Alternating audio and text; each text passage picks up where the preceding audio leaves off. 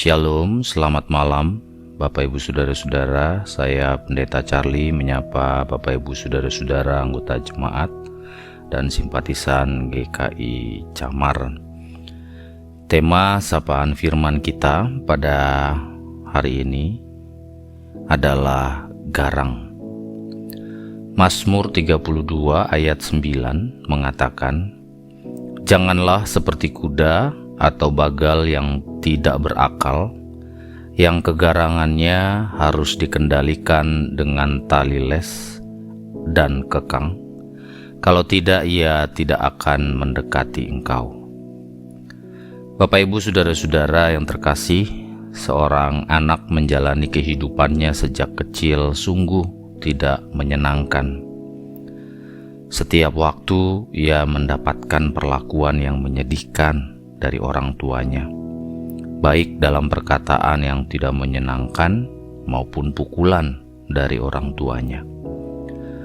Entah apa yang membuat kehidupan anak yang lugu dan polos itu menjadi tidak bahagia.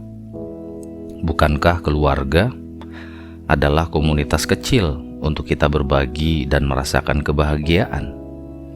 Berbeda dengan anak itu. Ayahnya yang sering pulang dengan keadaan mabuk, yang tiba-tiba bisa memukul dan memaki-maki dia.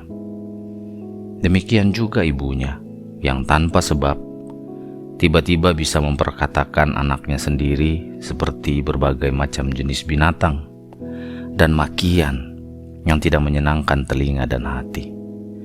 Anak itu bertambah usia, dan tentu bertambah besar secara fisik. Ia mulai melawan perkataan orang tuanya. Sesekali dia mulai berontak dengan melawan pukulan dari ayahnya juga. Anak itu semakin bebas dan liar di dalam pergaulan dan aktivitasnya sehari-hari.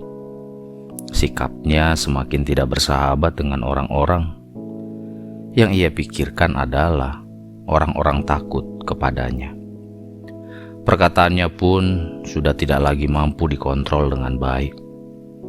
Entah dapat dikatakan sebagai balas dendam akan masa lalunya, atau ia meneladani orang tuanya yang selama ini memperlakukan dirinya sebagaimana yang terjadi. Kalau kita memahami kata garang, dapat diartikan seperti pemarah, bengis, galak, ataupun kejam. Sedangkan lawan kata garang adalah lemah lembut, penyabar, jinak.